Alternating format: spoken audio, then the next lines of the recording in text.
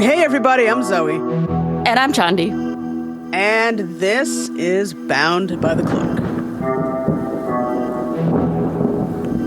It's halfway to Halloween, and I myself am ready to get into a spooky mood.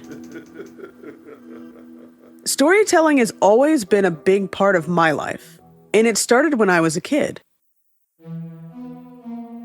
During summer holiday nights, my family would sit by the fire and tell true spooky stories.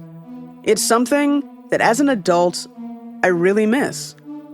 So for me, if there's an opportunity to grab a beer and hear people tell spine-tingling tales, I'm in. This week, we've got some really special guests.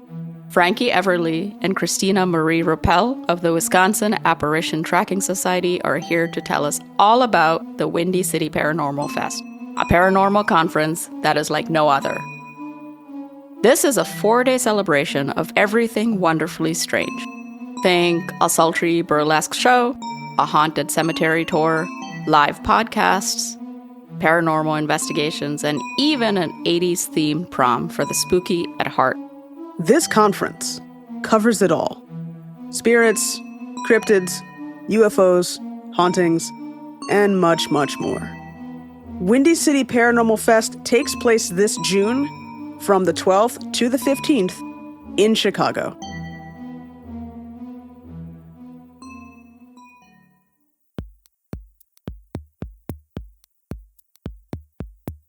Hi, Franky. Hi, Christina. Welcome to the show. It's a pleasure to have you both on tonight. How is it going?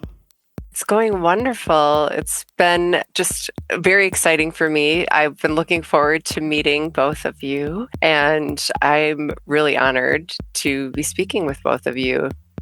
Yeah, things are good. Again, I'm happy to be here. I love what y'all do, and to be a part of it is just an honor. Thanks. Thank you so much. I mean, it's our pleasure having you on. You guys are awesome. I mean, I could do this all night. Just this love fest. Yeah. They just keep going back and forth like this for the next hour now. Yeah. No, you hang up. No, you hang up. Yeah. I feel like we could all use this, right? Just a bunch of compliments to one another. Oh, yes. We're all pretty.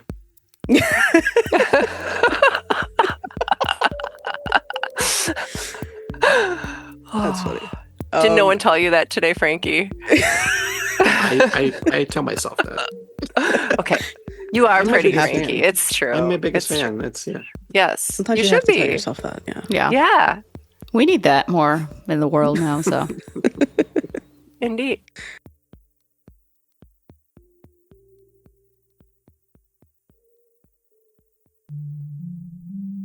You know, it's pretty much halfway to Halloween, right? It's April, and it's the perfect time to kind of shift our energy into like spooky, paranormal, horror type stuff. And you are both the creators of Windy City Parafest. That's going to be taking place in Chicago this year. So tell us a little bit about Windy City Parafest and how it got started.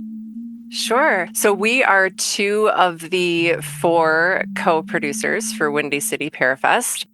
And really what started it was Kimberly, another of our members and co-producers.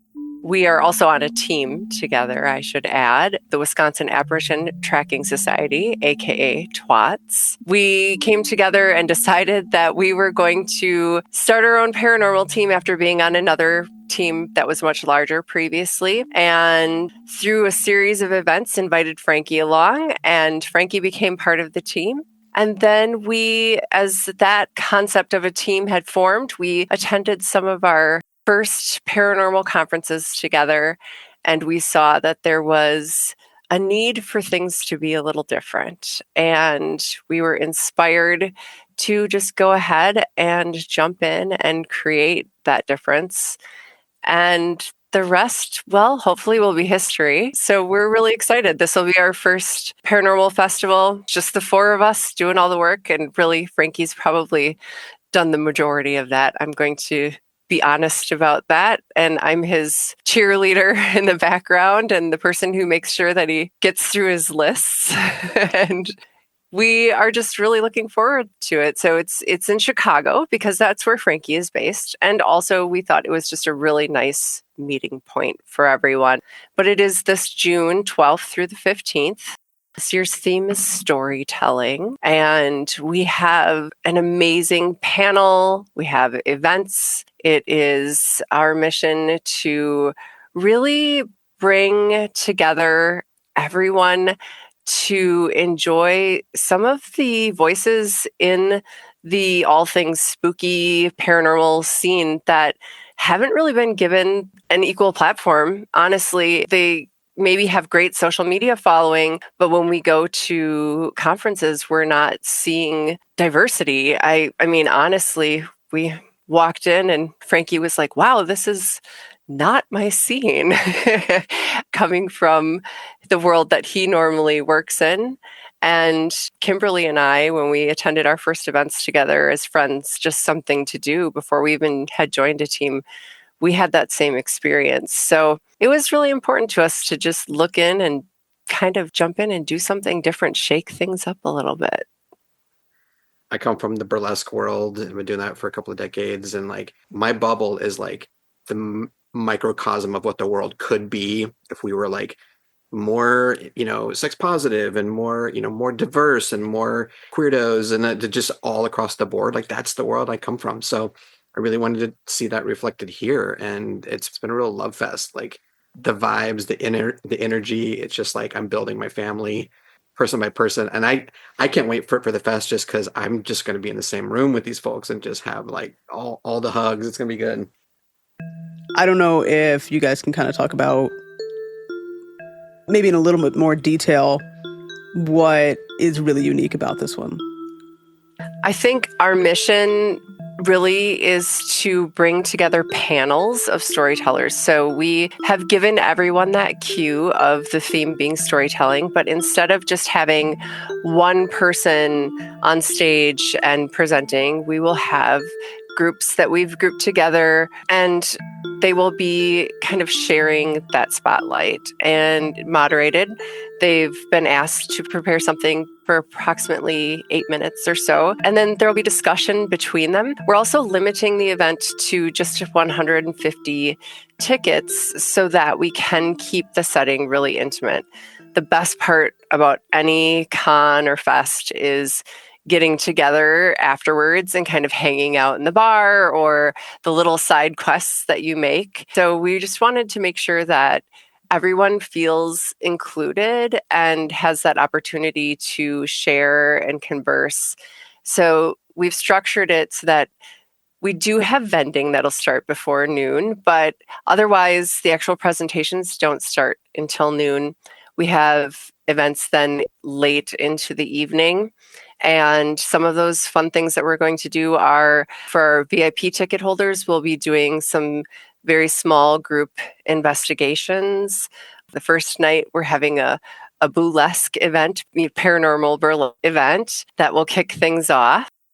And then the following day, more presentations, more storytelling, and we will wrap things up with the Haunted 80s Prom, hosted by Nicole and Noelle from the Quite Unusual podcast. And the next morning, for those who feel adventurous and like they need to maybe get outdoors and experience some nature, we have a beautiful cemetery tour planned as well for Graceland Cemetery. So it's going to be a big nonstop festival. And that was really something that was important to us too when we structured this. We wanted it to be a festival and not just a conference. So we wanted there to be interaction, conversation, celebration, and just some time for all of us to come together and block out everything for 3 days and enjoy one another's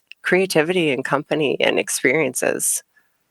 Yeah, it's like the two big things for me besides like the mission of amplifying underrepresented voices. Like that's the mission, but the nuts and bolts for me were what are my favorite things when I go to events, which is like hanging out at the bar, all the side quest stuff, and what are other things not doing, because we don't want to just do the same thing that other people are doing. That stuff is great, but it already exists. So I think with those three things, we're just going to have just a great time. You're doing something that's different, and why don't we just get into who you really are? Uh-oh. What do you want to know? How did you both get into the paranormal, and how did you two meet? I've always been into weird stuff. I love being the weird girl. I mean, I've always enjoyed scary stories, and I love a good ghost story with a romantic twist. And I just have always found stories about fairies or mystical things just fascinating. And I like to imagine that maybe those aren't imagination. And then through my own experiences, have realized that a lot of the things that we sometimes grow up and try and convince ourselves were just make believe as a child really probably were truly lived experiences. I feel like that's just been something I've carried with me ever since I can remember. As a kid, many decades ago, I was into all the stuff. I was into UFOs and Bigfoot and all the things, and had, I would buy the magazines and get the Time Life books and all that. But as I aged, I just sort of lost all that and let it go. So a few years ago, when I had a series of things in my life that just my life was like going fantastic, and then suddenly it wasn't. I got a divorce, I lost my mother, I lost this really great job, all this stuff, moved across the country, just thing after thing. And it was just this period of, all right, well, who am I now? One of the things that was encouraged by a friend was to look at stuff that you did as a kid. And at that same time, Christina was like, I've got this team and we're doing investigations. And we'd known each other for 15, 16 years through the burlesque world, because her husband, TJ, is a pinup artist. And so we'd met at a conference in Vegas. Yeah, so it was just that in this period of me going, who am I? I went on an investigation with the team, ostensibly just to be a cameraman. And immediately just that, I realized that wasn't the thing. I wanted to be on this team, and they were like, be on this team. And it was one of the most fun nights of my life. And every time we're together, it's just such a slumber party. I mean, you know what? I'm here to tell you that when a few ladies get together and let the inhibitions down, y'all get nasty. Y'all get real nasty. And I grew up around the boys, and I thought we had it, but holy shit. I've been allowed to join the coven or whatever, as it were, and I'm so happy. For both of you, what are, I guess, some of your earliest paranormal experiences? I think it was with my childhood cat. His name was Muffins. He was all, just a beautiful, long-haired, green-eyed white kitty that we had picked out on a farm, and we brought home, and he immediately clawed me because I was probably hugging him too tight. I was 4 or 5 years old, and it turned out that he was deaf. He couldn't hear. So he took the world in a really different way, and he loved to be outside, even though he had come home as a kitten. And so I spent a lot of time growing up with him outdoors. Unfortunately, he didn't live a long life, and I was still very young after he had passed away. And I recall a holiday at my grandma's house, which was where I and he had resided at the time. And I was upstairs in that area of the house, where nobody goes, but the cousins and I were up there playing hide and seek. The adults were all downstairs. And I saw him jump out from behind the curtain and just walk down the hallway. And I remember being really emotional, thinking that it was a Christmas miracle, and going downstairs and sharing with my family. And they all had enough experiences as well that I think no one tried to talk me out of it. And I thought that really, when I think back to it, that was so unique and so special that they just accepted that I had seen him. And I can recall the curtain moving. I recall seeing and hearing his little footsteps. And I think that was probably my first really big experience where I was aware that I was interacting with something on the other side. I feel like, because most of my very early experiences were also at my grandmother's house, I feel like there's something about grandmother's houses. Yeah. And my grandmother is always she would talk about her experiences all the time. So that's how I got used to talking about them. I really only knew one of them, and she was very tight-lipped about everything. Just a very, nice Christian woman. And I didn't really even get to know her much until, as she was on her way, across the plane. She opened up about a few secrets, but I really wish I had more of that family history of those experiences being passed down, because nobody really talks about it. My sister and I are just now getting to the point where we're like, remember when we were kids and that thing? And she's like, oh yeah, whoa. And, we're just now starting to unpack that stuff, but I'm envious of you guys. No paranormal experience for you, and you're like, wow, this is freaky. Yeah, I had I was just talking to my sister about this recently. Like, there were 2 times I remember. One, like, we used to share a bedroom. She's 4 years older than I am. We shared a bedroom, but I always had to have the door open and the hall light on. And there was one night that I saw my dad come down the hallway and come into the room and get into bed with my sister, not in a creepy way, but like, I was just like, what the hell? And then, like, for some reason I got scared. And when I got scared and yelled, my dad came down the hall and turned the light on to be like, what are you yelling about? So I don't know what that was, but my sister remembers that night, but only remembers me screaming. Yeah, that's kind of scary. He was a preacher when I was a kid, and I used to go to the church after school until he got off of work, and then we'd go home, and I would just go to the gym and like shoot hoops or whatever. One day the lights in the gym went out, and I went over to the door and I couldn't get out, so I just sat on the bleachers until somebody figured out what was going on. And in my memory, a lot of time passed. I don't know how much time passed. It could have been 5 minutes, but again, in the dark, my dad came over and sat down next to me, and I was like, "Can we go? What's going on?" And as soon as I started talking to him, the light came on, and that was my dad turning on the light and coming in. So I don't know what sat next to me, but I was convinced it was him. And he has no memory of that, but he's an angry old man. I've had lots of stuff since, even though like I wasn't really paying attention to any of this throughout the years. Like, thinking back, like, I have tons of stories, and I've told them.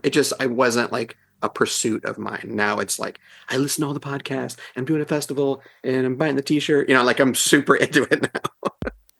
Yeah, but I think even doing this, like talking, with other people and talking and having people kind of jog our memories, it's amazing how much all of a sudden I'm recalling that are instances that I had kind of, I don't know, like compartmentalized, like thinking to myself, oh, that was a childhood occurrence. And now that I've had the experiences as an adult that I look back and I go, actually that was probably a paranormal experience.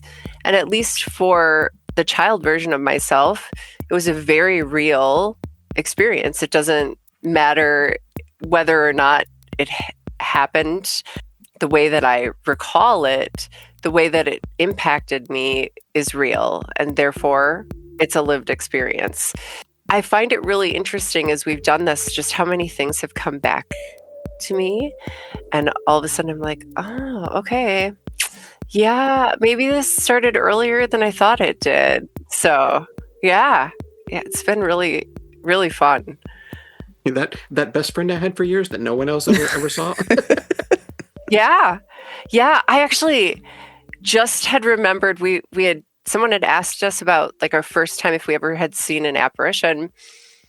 And I had this memory like a couple days later where I was like, oh, I went up north with my grandparents. They had a cottage up north.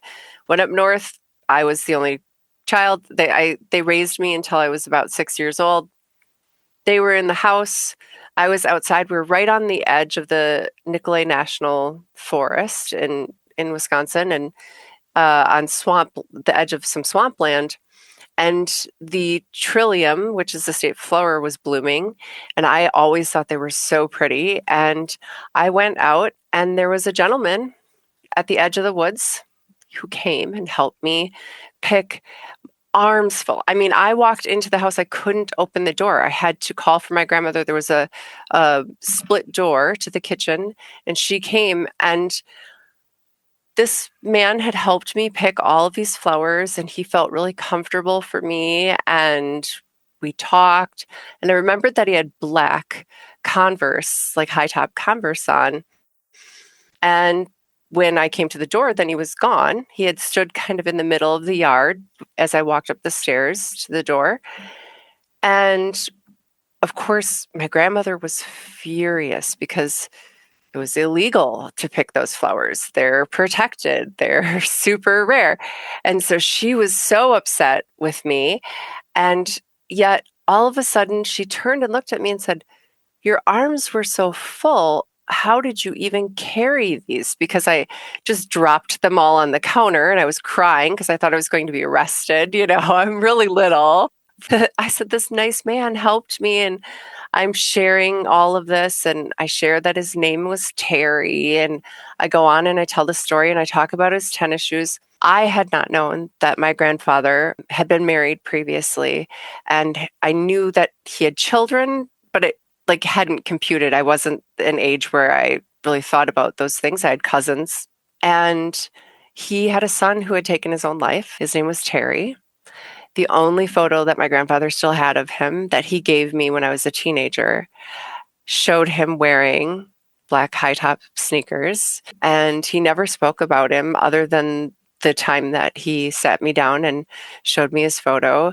They never told me that day, but when I saw his picture in the photo, my grandpa and I were sitting alone at their kitchen table, and he said, "You remind me of him because you won't let things go politically." We were having arguments. I was a little punk rock kid, had just gotten my septum pierced, and he was worried about me. And then he shared the story with why. And his son Terry was also extremely politically active and had some of the same opinions I had, and wouldn't be quiet about it, and wouldn't tolerate their friends behaving in certain ways when they came to my grandfather's home. And it was him. I mean, down to the shoes, the facial hair, everything about him. I still to this day believe that Terry came and helped me illegally pick a bunch of trilliums. So you've done investigations, both of you, right, with twats. What were some of your biggest investigations with twats? For me, I think one of our biggest investigations, and probably most important, has been our visits to the Monroe Mystery House in Indiana, mainly because we went there as we were in transition as a team. So Kimberly, Denise, and myself, and a year later returned. At that point, Franky had joined us as a team member, and he had come with us. So to see the evolution of the team, the way we've grown, the way that Franky has grown in the last year, and the way that each of us has just collectively and individually, I think that probably was extremely impactful.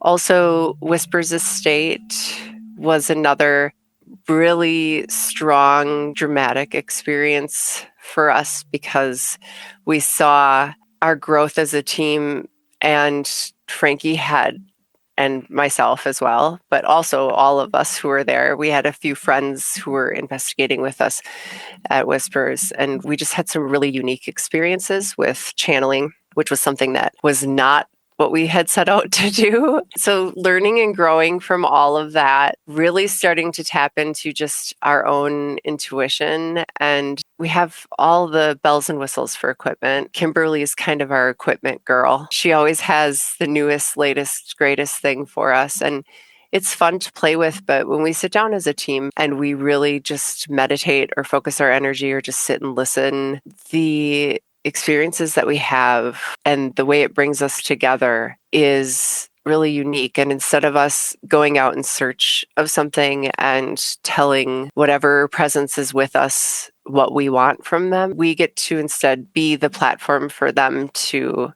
share what they feel they need to share. Because I think so many of these places, you pay to play. You go in, you rent the space, and they already have an outline. They already have a history. People have a preconceived notion of what's there. I try not to know most of the time before we go in. And I think when we sit there and we're just silent, a lot of times it's different. It's not frightening. It's not evil or scary. And there are people, energy, spirits who lived, who often suffered really traumatic experiences and who need to be heard and maybe just also sat with, to share that space with one another and honor their emotions and their feelings, even if, and sometimes you can feel that they're maybe not present, but their emotions and their feelings are still present. And to just kind of try and be patient and hear that out, even if it's hard for us. It's an honor. I can't say that we have one location where, oh, we got to do this and no one else has gotten to do that. I have personally been into a few locations that don't normally allow investigations and been allowed to investigate.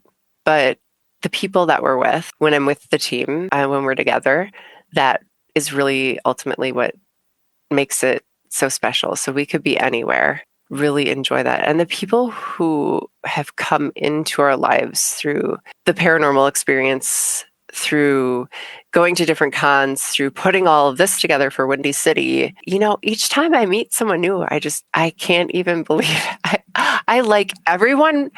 Every time I'm like, oh, well, those are my new friends. This is my new friend. I now have this friend. It's been incredible. And I feel like if we had never set out on this crazy journey, there are so many people who we would not have met. And it just kind of drives home the idea that we're doing the right thing.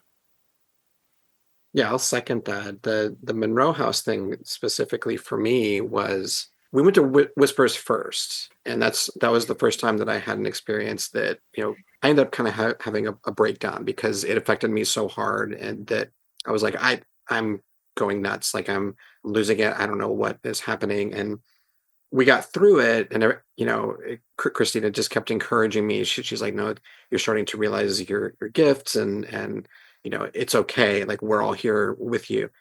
So the next time we got together at Monroe House, we were in the that's the one that literally has a dead body in the basement. Like, there's literally an existing human remains in the basement. And we were down in the basement, and they had been there the year before. I didn't know anything about the house or their experiences then. And Christina just said, I'm going to put you over here in this little alcove, and I just want you to close your eyes and just tell me what you see. And it was, I don't want to get into what I saw because I also don't want to speak into the lore of that house because this was our experience. But what I described seemed a little bit silly to me, but I went ahead with it anyway.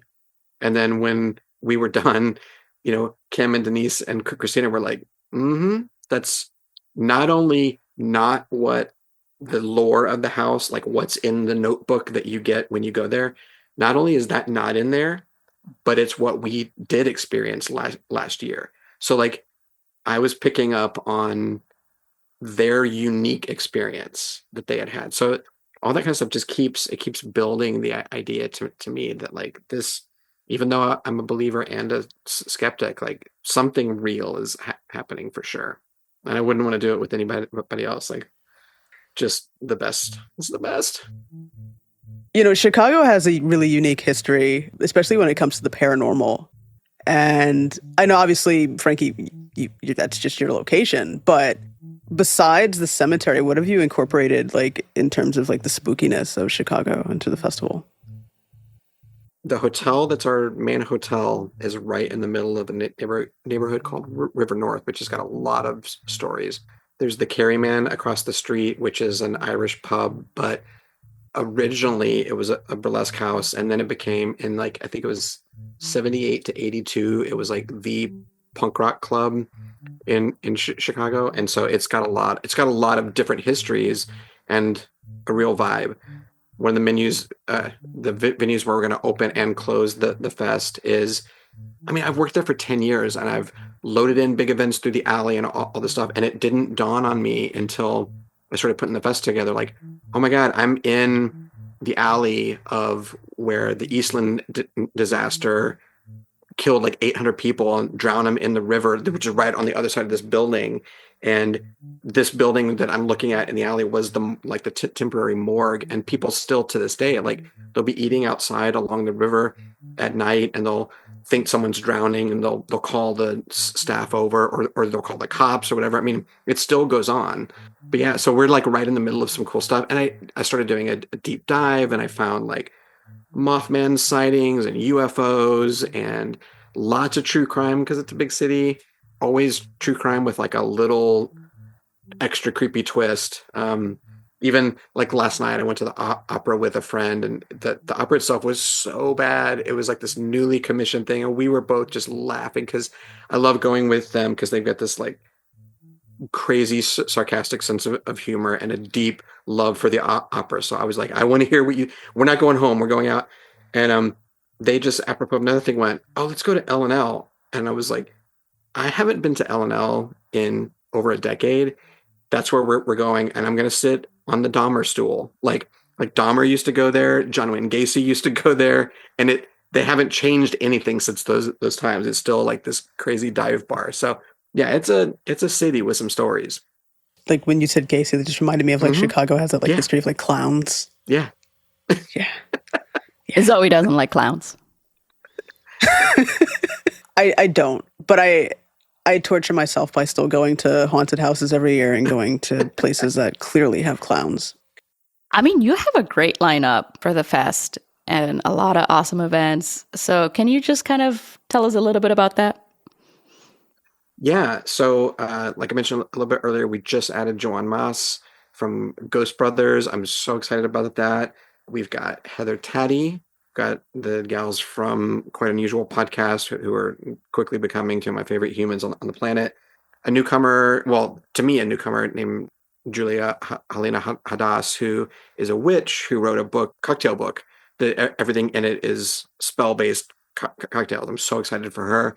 She's going to actually do happy hour and like teach us how to make drinks, and then just we can sit around and drink for a couple hours. So that's gonna be fun. We've got Rockette Fox, who is an artist from this St. Louis area, who is, I mean, they're an amazing artist, but also just this great storyteller. Tawny Lewis we have a great crew from California. Tawny Lewis, Tammy and Bryce from Hollyweird, Zachariah the witch, like that whole crew. It's just like I got them on the same plane coming out, and I just imagine everybody else on that plane is just going to know them by the time they get here. So they're all great. Joshua Darren, who like I hadn't heard of, but he's got this huge TikTok following and is just a phenomenal storyteller. Owns a coffee shop in Atlanta. Like he's going to bring his coffee. Like I'm super excited. Ken Boggle from Living for the Dead, which I'm so angry that it got pulled. Then no one's been told why, but that was a great show. Nicole and Damien from Austin, they've got a haunted museum down there that they're going to bring some items up and talk about apparently they've got this mirror that freaks everybody out. So I'm excited about that. Of course, Adam Berry, of course, John Tinney and Jessica Napick, because you can't have a fun fest without those two, like just alone, like they're their own party. Robin and Maria from Coffee and Cauldrons. So it's like, I mean, it's a stacked deck. It's gonna be great. I'm sure I'm leaving someone out, and I'm sorry because I always do that. But yeah, I mean, it is so many. And we met Tawny last year in Lilydale because she did. We did it was kind of like a giant investigation, but it was fun. She's really cool. I adore her. Just kind but powerful. Anything you're kind of particularly proud about or excited about? For the fest? Mm-hmm. Yes, actually, because what I do in my normal life, if you can call it that, is I'm in the produce burlesque shows. I've been doing that for a while. I'm so proud to open the show, the fest with a show. And so I get to show off my family. And they're so excited. I mean, everyone's going to bring their best stuff. And we've just got such fun stuff planned for that. And it's like nothing else that I've ever seen. I've looked around to see if, I mean, there's been other shows with themes, but not, in association with cons and things. And so I'm so excited that like we all get to gather in a room, have great meal, great drinks, watch a fun show. And like, even if that was it, that'd be, enough in my mind. Yeah. Don't you mean burlesque? Burlesque, yeah. What is it about the paranormal that you think, draws people, connects people from all different walks of life and different backgrounds? Yeah, I think everyone can have a paranormal experience, and that allows us to have a space to start to have a conversation with someone who we might not otherwise connect with. It's already happening, and we just want to help facilitate that even more so. Yeah, what's interesting is that as I've gotten more into this, I toyed with a little bit of embarrassment with people from my other, like, it's like, oh, what are they going to think if I'm suddenly, but everyone, it's like they go, wait, you're doing what? And then like, oh man, when I was a kid or whatever, like everyone jumps out. So there's something that ties us together in that experience. Like we've all had something weird or unexplained happen, and no matter what we believe about it, it's a fun story.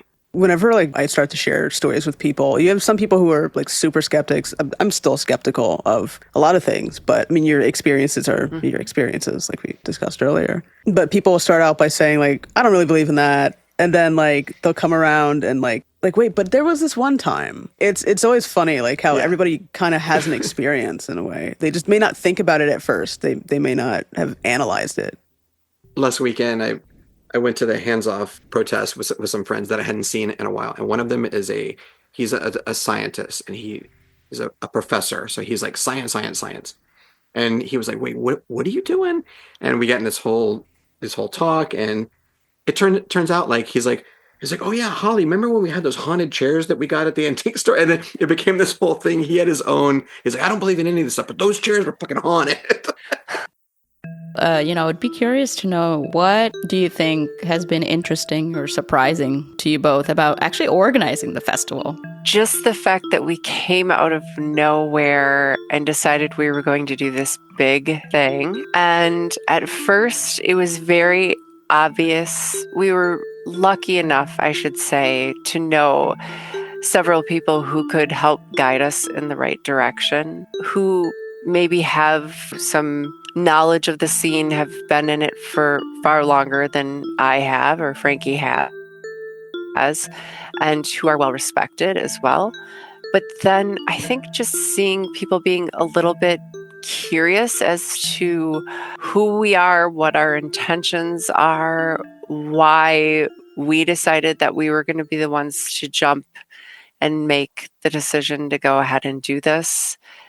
And going from that to all of a sudden feeling as though we have people who are approaching us, who are asking to be a part of it, who are finding their voice and feeling driven to come forward and do, some of the things that we hoped that this event would inspire. Just watching that happen for me has been all I really had hoped for. Of course, I want to get together with everyone and have a wonderful time and have it be a success. But I just want to amplify the feeling of being heard and understood, and doing it all while we're talking about strange stuff and feeling comfortable just being who we are, whatever that means for someone, but just really finding that I don't need to gain anything else from it. The fact that I'm meeting more incredible people and that other people want to get involved, it's all I could have asked for. And I hope that there's more. I hope that we continue to do this. I hope it's supported enough that we have concepts for future years. I hope that we can do that.